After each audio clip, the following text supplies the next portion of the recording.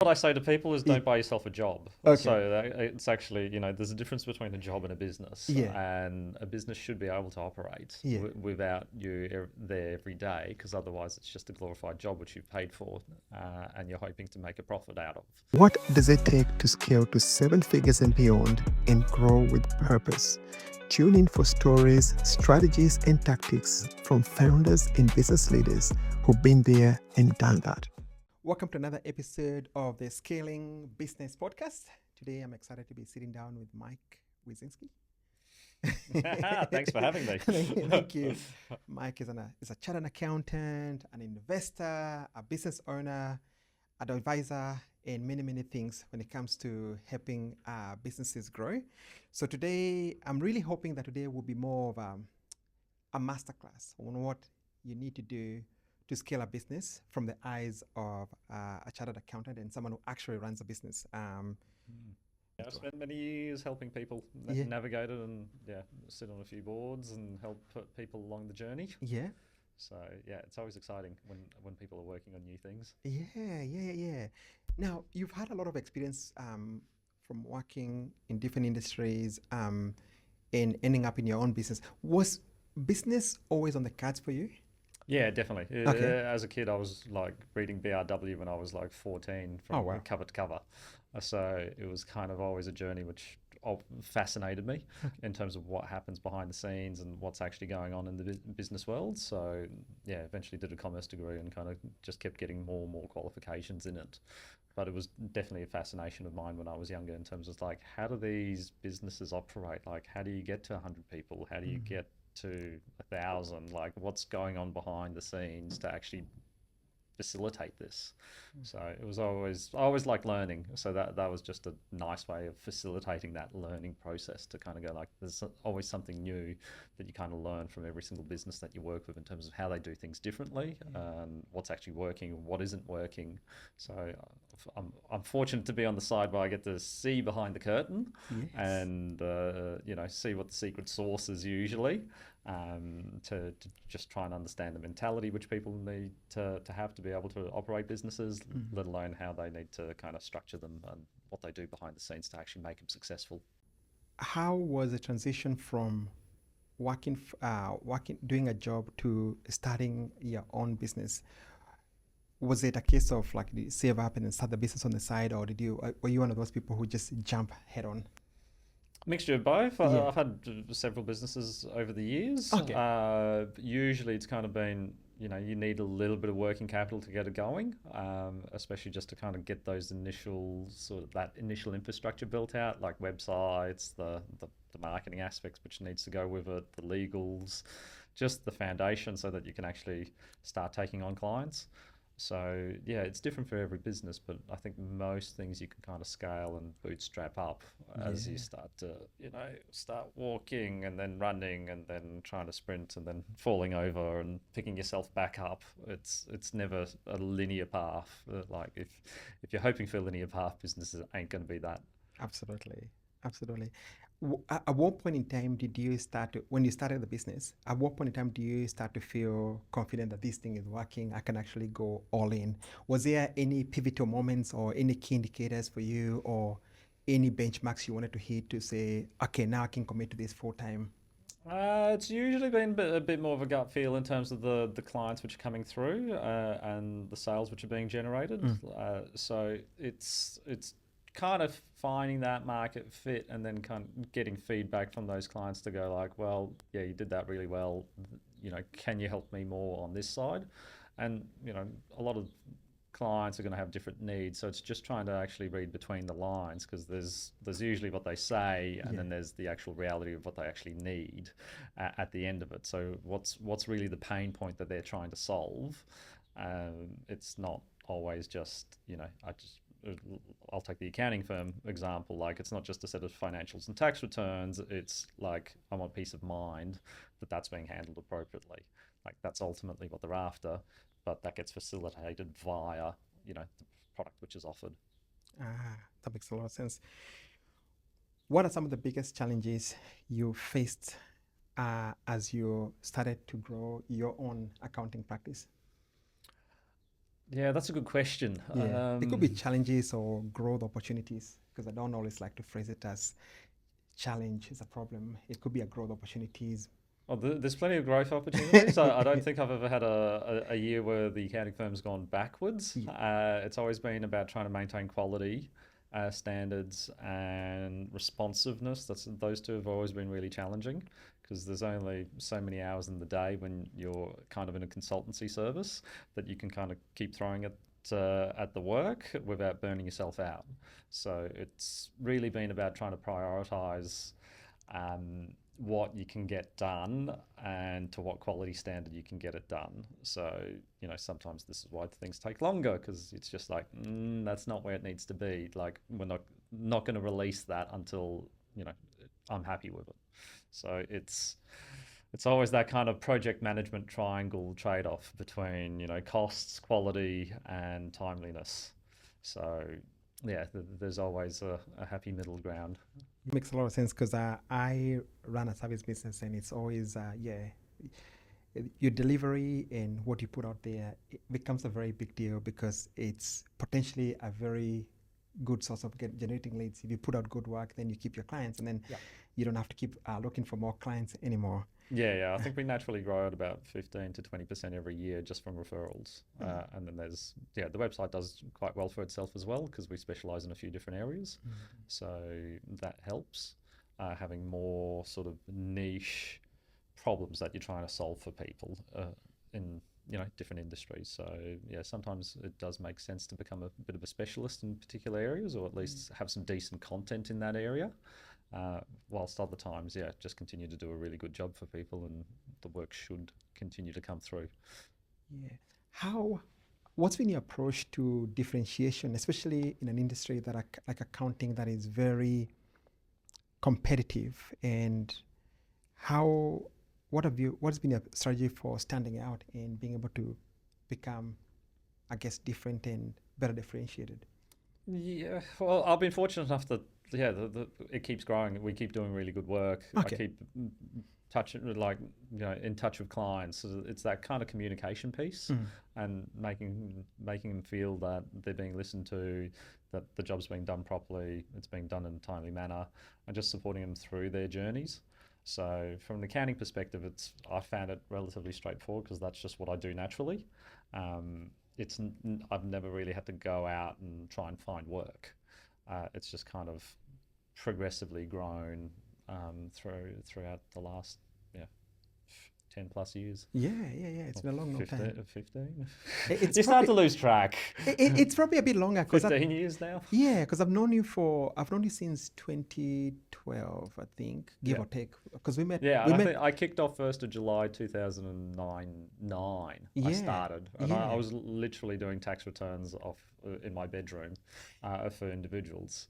And it, eventually just kept scrolling up, and now it's mainly just business owners and content creators and high net worths essentially. So it's all kind of just progressed and shifted as the years have gone on. Yeah. For as long as I've known you, you've always had obviously the accounting firm, but you've always had positions in other business, whether it's a business you own. Because I remember at some point you had a trading company and lots of different companies whereby you either owning or advising or a CFO for. What's been your approach to finding those kind of deals? Or even better, what are some of the things you've done to have those deals find you? Because it's not always about you finding something. Sometimes it's some things you put in place in your life that allows people to naturally say, Mike is probably the person that I want. What's been your approach to finding those deals? I think that's just been naturally coming from trying to run an efficient business where we're already doing things efficiently for people. Yeah. And then okay, do you want to have a look at this deal or this business venture? And you kind of, I give my 2 cents in terms of what I think, how it should run on the back end, because usually they're kind of presenting it from more the sales front end of what they want to look after, and they need somebody to look after the back end for them to kind of go well, take care of this problem for me so I can just focus on what I do best. That's usually how a lot of those deals have arisen. So it's just make that pain go away. Let me focus on what I do best, and then we'll find a happy middle ground in the middle. So you haven't had to go actively looking for them. It's more like run a good. It's more Yeah, like, just run a good business, and I think nowadays I just say no to more things than most, because we've 3 kids, and I think 18 of my own staff to look after. It's like my plate's full. So, I'm busy enough with my CFO roles and some director roles, and I don't think I need any more things coming onto my plate. There was probably a few years where I said yes to too many things, and now as I've gotten older, I'm saying no to more things, because I'm pretty happy with what I'm working on at the moment. How do you assess those deals to make sure that, one, they're worth your time in terms of profitability, how well you can deliver, how well it's going to be easy for you to fulfill them? What's been your assessment criteria? It's probably been reviewing the industry and just seeing as to like what the offering is. Is it a good offering? Is it unique enough? Is the market is it a saleable product, and is the team going to be good enough to be able to execute as well? Because business is a bit like a sports team. Like there's different roles throughout it. It's not like we're all still going to be pushing in the same direction, but we're all going to be playing key parts in there where we don't want to be stepping on each other's toes. And you don't need like 2 finance professionals, for a small startup. You usually just need one. So yeah, it's trying to find whether there's a good fit. Okay. I guess from someone who potentially wants to do what you've done, which is take positions, obviously for you, you're coming in from the accounting strategy, that kind of like CFO side of things. But for someone who wants to potentially take a position in a business like you've done, what do you think? What do you recommend for them to do based on your experience dealing with business owners and seeing the kind of stuff that they look for, the kind of things they look for, and the kind of mindset that goes in their mind to seek out external people to come and help them? Yeah. I think the key parts are trying to figure out what the main pain point is that you're going to be trying to solve, and whether you're going to have the passion to be able to solve it on a regular basis.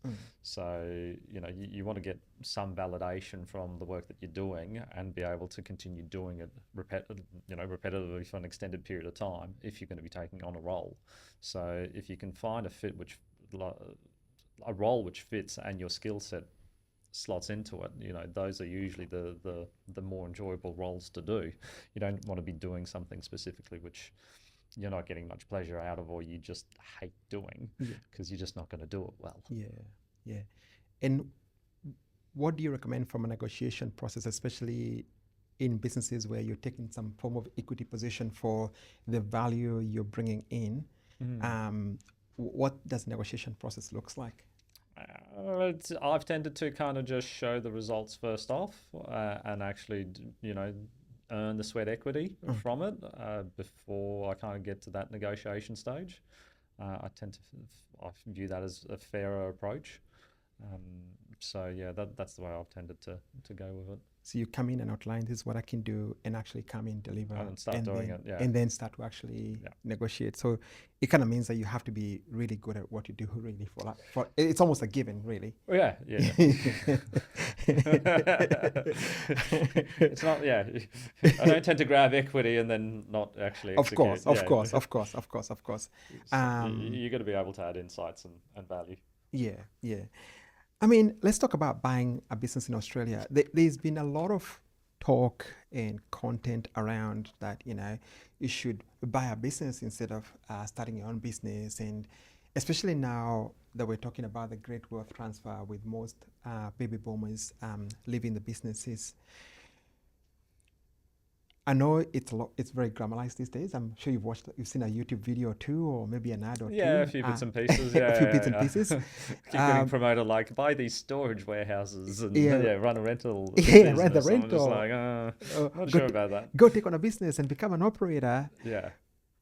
What is it like? Okay, there's a rhetoric out there and what's been promoted, But from your end, because if someone is buying a business, chances are you will be the person they will be talking to see how that works. And you probably bought into businesses.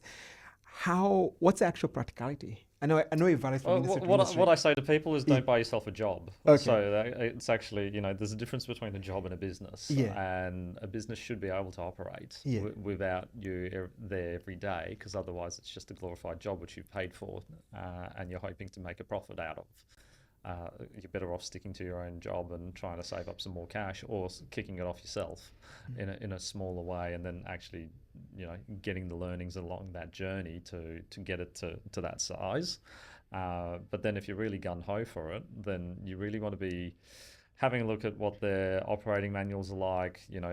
Can they actually scale? Like, is the knowledge freely available in the business to be able to conduct what it's actually doing?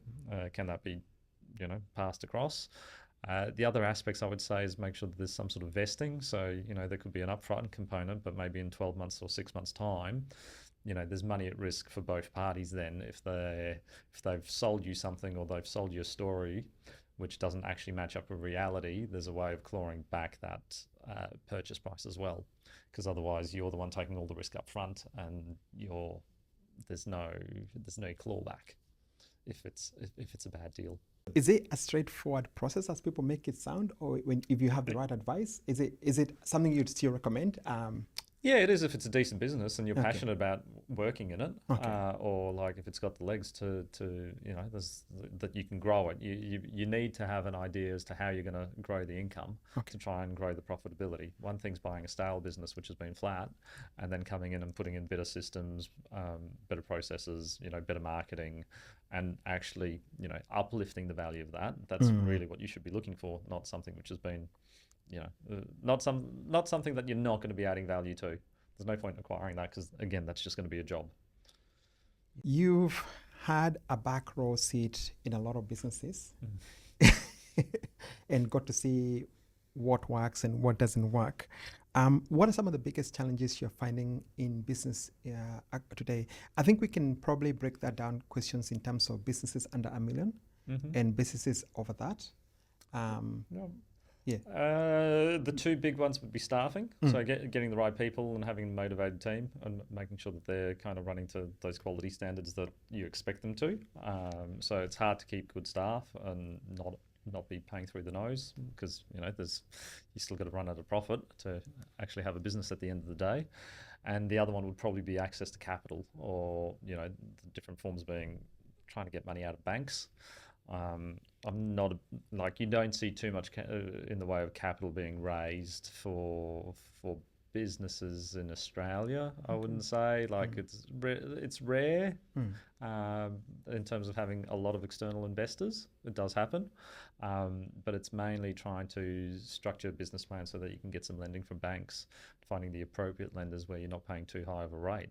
At the moment you'd be probably borrowing at 7 to 8%. That's a fair amount to be paying to a bank, and then you still need to pay back the principal loan at some stage. So it's hard. It applies to both, sub $1 million turnover to over $1 million turnover. You're still going to have the same sort of constraints. As long as the foundation of the business is good and it can run at a profit. What do you suggest they look at from a foundational point of view? These are the things that are fundamental that you need to focus if you want to be able to get to that point in time where you can actually start to borrow money and even scale it. Yeah, well, foundational is like structures. So I'd traditionally recommend that people have an operating structure and an asset holding structure, just in case something goes wrong with the business or you get sued. The operating structure is at risk rather than all the assets. I don't recommend that people operate as a sole trader, because it's good to as a sole trader you're fine up until probably about 100,000, 200,000, because it's just an easier structure to administer, because it's just you with an ABN. But after that, it needs to be restructured into something which is more appropriate, which will be a company structure with probably a trust holding the shares, and you're better off doing it at the start rather than at the end, because if you try and transfer the shares after, you're going to have capital gains tax on it. Yeah. So you're better off just paying for that extra bit of paperwork, and it'll save you a hell of a lot more if the business is successful. Because I've seen some situations where, I've got one client which is turning over 75 million, and their business is probably valued at 100, and they're the sole shareholder because they didn't get a trust involved at the start. So it's not ideal. It makes it a bit more challenging. Yeah. So yeah, it's you want to get that piece right at the start, or just correct the initial phase. I guess you've had a chance to see businesses at their very worst. I'm sure you've had to even. Yep. Yes, I've had to put a few down. You might have to put a few down, call the liquidators, shut them down, or whatever it is that has to be done. Never pleasant. It's never pleasant, I'm sure. If you were to sit with the same person, maybe 6 months before all that happened, or 12 months before that happens, what are the kind of conversations you'll be saying to that person? I can see where you're heading. This is what you need to do now. Or maybe you. Yeah. It could be that maybe you're blind. Maybe you're blindsided, but these are the things you need to sit down. I mean, I guess what I'm trying to do is to prevent someone from ending up in a situation whereby they either have to shut down the business, or have the business shut down for them. Because I've gone through that whole process myself, whereby my business one of the businesses I had before this one had originally shut down because, for whatever reason, but it had to come down to that, and it really does affect you when you have to shut down your business. Yeah, it does. Because when you run a business, so much of your identity is tied to you being an entrepreneur and running a business. But then, obviously, whatever happens and you either shut down, it gets shut down for you. What are some of the things you would say to someone that, okay, if you do these things, you're not going to end up there? Yeah. Well, you need to be relatively impartial with the whole thing when you're looking at it, because I've seen a few businesses go, and a lot of people hang on for dear life longer than what they should. Usually you should probably be calling it 6 months earlier rather than wasting your time and capital, because that's another 6 months worth, which you've kind of burnt your time and burnt your emotional energy. If it's not working, it's not working. It should go. So there needs to be light at the end of the tunnel, and there needs to be a plan put together so that you can actually make it work, and you need to stick to it, because otherwise you're just throwing good money after bad, let alone your time and energy and mental headspace. I've seen a few large ones go, and it takes it knocks you around. Those people are damaged for a few years until they get back on their feet. And in certain situations they could have traded out of it and gotten out of it, but due to unfortunate circumstances, you could have a client which owes you a lot of money go under, and there's a massive cash flow hole which gets created. You're going to know what you're going to do in that situation. Are you going to fold, or are you going to try and trade out of it? That's usually the one which I see the most, where you've had a customer go, and it's just panic stations. So forecasting definitely comes into its own right, to just go is there an ability to trade out of this, and how long is it going to take? But it's very stressful on everybody, including myself. So it's not that pleasant. How do you decide trading out versus letting go? And I like that point you mentioned about letting go, because I think for me, with my last business that I had to shut down, I probably could have let it go sooner. I dragged it out for about almost 12 months. And by the time I let it go, it had left so much damage. I found myself in, a lot of debt, which thankfully it's all paid out and all good. It's all good now. But I guess it's a part of you that thinks, oh, I can turn this around. I can trade. I can do that. How do you recommend in terms of deciding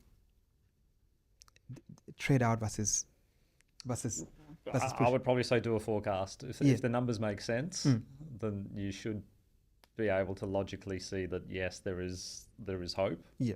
And a realistic forecast, not a pie in the sky sort of forecast, because you need to give yourself some sort of runway to be able to kind of fix what's gone wrong, if you've got the time and the energy to do it. And then you'd probably want to be seeking some sort of emergency capital from maybe one of the third tier lenders if you really believe that you can do it. I wouldn't recommend it if you don't. But yeah, you can get access to some capital to kind of help you through. Like there's plenty of third tier lenders which will lend if you've still had some decent financials in the past. Or is this where you get your accountant to come in and snap you out of it? Yeah, usually that's a bit.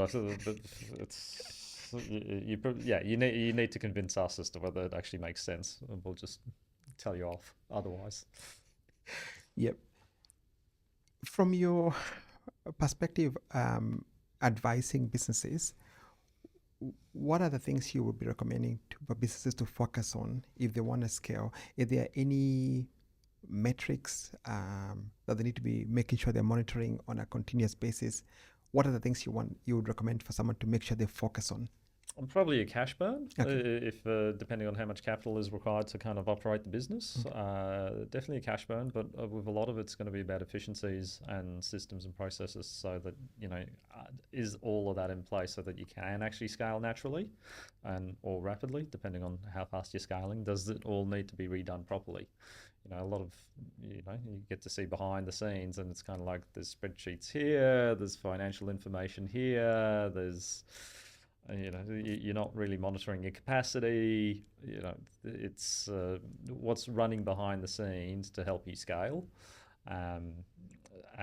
So systems is really important, and then you got to kind of monitor your cash on a regular basis, especially in the infancy when you're not spinning out a lot of money and it's being reinvested. You got to keep a close eye on it.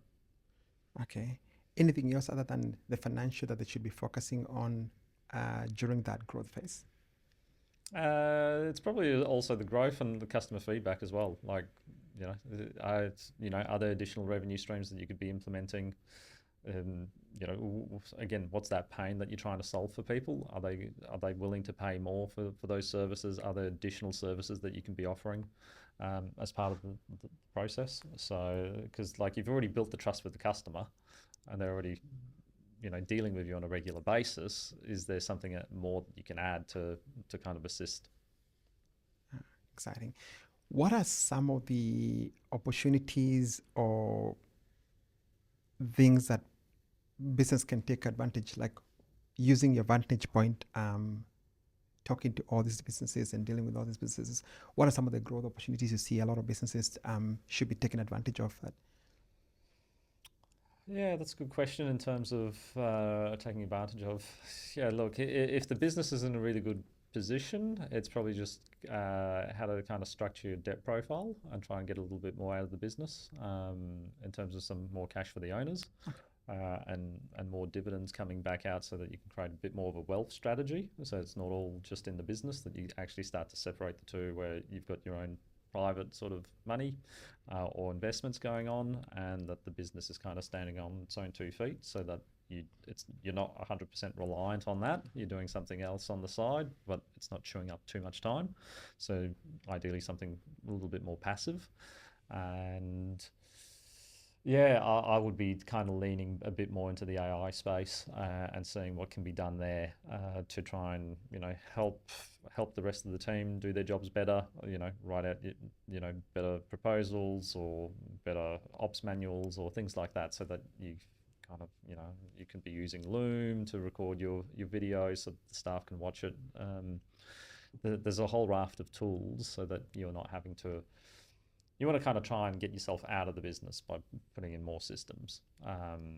So yeah, definitely recommend that people check out what's available and see how they can scale themselves out, rather than, again, creating more of a job for themselves. What are some of the things you're personally playing with within the AI space that you're excited about? We were just talking about some beforehand. Yes. Yes.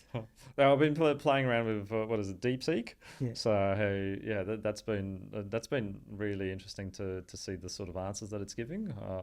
I think it's doing better than ChatGPT.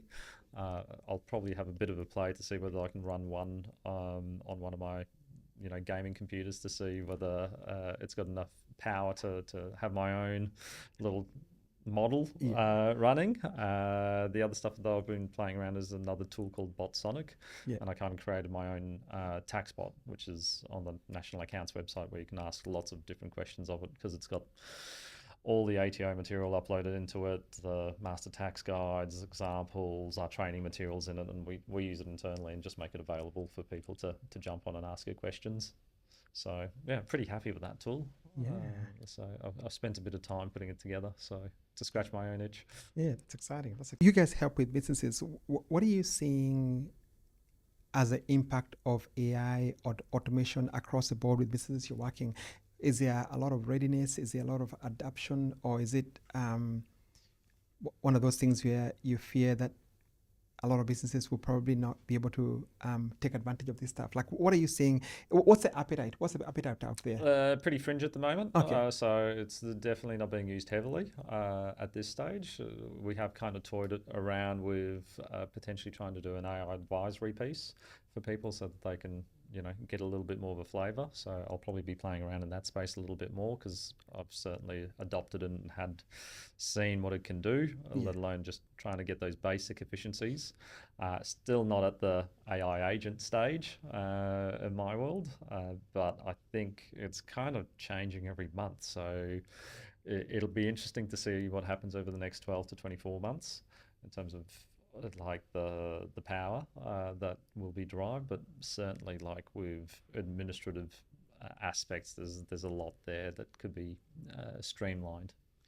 Yeah, that's perfect. Agents will change your life, because I think that's where, for me, is where I'm putting a good chunk of my effort in. It's just life changing to think about the amount of stuff that you can do and the amount of savings, and I guess it's not just about like replacing people, but it's also giving people way more capacity. Yeah, that's right. It's not about replacing people, because ultimately you still need a person running the agent or just running the AI. You can't replace that experience and knowledge. It does give you decent answers, but you still need somebody to kind of coordinate and put it together. So I see agents being useful for doing, basic administrative tasks and things like that. I don't see AI ever changing the accounting space or the bookkeeping space significantly. I know everyone keeps saying that, accountants are going to be out of work, but like the majority of my job is really being a psychologist to people and a problem solver. Because nobody comes to me with solutions. So it's really trying to kind of take them on that journey, and the tax and accounting side is there, but majority of my time is really client management. And I think that's where a lot of the jobs are going to end up, being that high critical thinker that can be able to sort of say, all these AIs and all these systems must spit out all this data. And a lot of AI can probably try and explain some of these things, but that insight of being able to see what that means, being able to connect with someone, and because I think one thing I've noticed about, especially within the accounting space, is that, like I said, yes, it is a very emotive process, because you're dealing with people's money, which is their livelihood. Yeah. So it's a lot more than, and depending on how someone runs their business, it could mean losing your house or losing your marriage and stuff like that. I'm sure you've seen all sorts of interesting. It's about structuring things up and knowing what their personal situation is, and what's their risk appetite and how do they view money. It's like AI is not going to tell you that. It's not going to tell you that. It's not going to tell you that. You could probably fill out a questionnaire and you'll get an answer, but that still needs to be applied, and no AI agent is going to be able to do that anytime soon without a lot of prompts. And I just don't see the industry changing that fast or that drastically in the next decade. It will certainly be a great tool to become more efficient and create more capacity, which is great. Like, gives you a bit more of a lifestyle, and you don't have to burn all those extra hours to try and catch up on the work, because the work just doesn't stop in this industry. I always keep thinking that it's going to be like slow one year, and it's just never happens. Yeah. As we start to approach the end, I want to ask you a question that I always ask everybody, which is, you run a fairly busy business, and you've also got your investments, and then you've got a young family. How do you find juggling all that stuff, and what's been your tip to, I guess, finding that balance and purpose? Recently, Yeah. I've had a number of stressful years over the last few, especially post COVID. I took a few large financial hits, and it's now kind of been more about health and mental health. Trying to, probably gymming most mornings at about 5 o'clock before the kids get up, and just trying to carve out that time for me so that I can kind of de-stress, be healthy, be there for the kids, and try and look after myself a lot better than what I was. So yeah, I don't think you can discount the kind of mental health aspects which kind of come with running a business. It takes its toll, and you kind of need that time for yourself to just de-stress and make sure that you're there. What are the next big challenges you're excited to tackle, whether it's personally or on a business sense? Well, I'm trying to scale up a little venture that I've had on the side for a while, just an online-based business which does self-managed super fund property valuations, just nationally. So that's been going quite well. So yeah, I've got a big conference coming up in the next couple of weeks. So I'm going to be trying to spread the good word and meet lots of people. Hopefully try and push that business up a little bit more, and probably continue growing the accounting firm. We just continue to win more work, continue to do good work, and try and keep improving our systems. It really does not change. Every year you kind of look at it and go like, can we do this better? Can we make this less crunchy? Can we make the onboarding process smoother and better? Or can we improve our work papers? How do we do that? Or, we need to build out some more training material. How are we training the staff? Let's do some more testing. There's my brain never kind of stops ticking over trying to find issues and fix them. So there's a whole raft of ideas that I have that I need to kind of work through, but I'll just kind of work through them at my own pace. I'm not going to try and get to, try and tackle everything at once. It's just impossible. It is. What's your strategy to deciding what strategic things to focus on between the long term and the short term? It's probably what's going to add most value. Okay.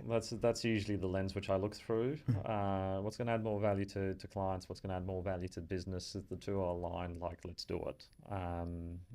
It's always about that, trying to continue to meet people's expectations, and then trying to then go like, well, what's going to be the next thing that people are going to be after, or how do we get to please them even more? It just doesn't stop. Awesome. Anything else you'd like us to cover that businesses need to focus on to scale, to grow, that we should? Ultimately, it's like a business is a team, so you need to build out a really good team, and to keep them motivated to do good quality work. So the team know that I've got their back. If they make a mistake, I'll go and fix it. So it's all about the people that you have around you, which help you along that journey. So yeah, try and find the right ones. Awesome. Thank you so much for your time today. Where can people find you, connect with you? What's the best way for people to connect with you? Best spot to jump on the National Accounts website. Yeah. Feel free to shoot me an email on there. It all comes through. Different sources, but always passes by me. So feel free to reach out there. Awesome. Thank you so much for your time.